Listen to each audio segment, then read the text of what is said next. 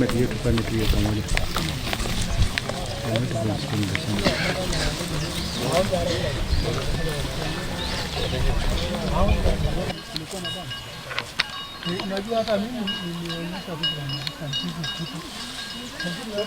Askari waliweza kurudi kwa eneo watokiwa kuangalia na kubaini nini kilitokea hasa usiku ile uliopita tarehe 2.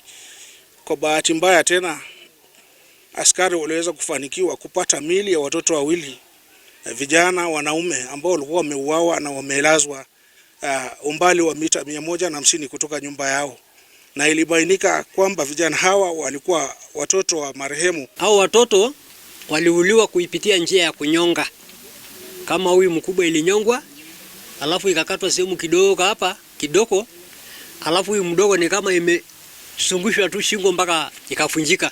Sisi tukakimbia mpaka na sisi tushuhudie kweli watoto wameuawa, ama tukakuja kukuta ukweli watoto wameuawa, wamewekewa manguo kwa midomo. Nikao mtu aliweka manguo akawanyonga kusudi wasipige kelele. Waliwahi sosana na marehemu sasa mwenye nyumba. Akashukiwa kwa mambo ya wizi. Na huyo kijana aliwahi fikwa mpaka akaenda akafungwa. Kidogo akarudi. Kufika hospitali ikasemekana hako mgonjwa style yenye hawezi tibiwa Kilgoris. Kijana yangu akatoka na huyo mtoto, ndio mama akaenda Narok. Amekaa naye Narok mpaka ameaga akiwa mikononi mwake. So niko na huzuni. Ni uchungu kabisa. Lakini tunaomba serikali, nyinyi ndio ngao yetu, nyinyi ndio kimbilio.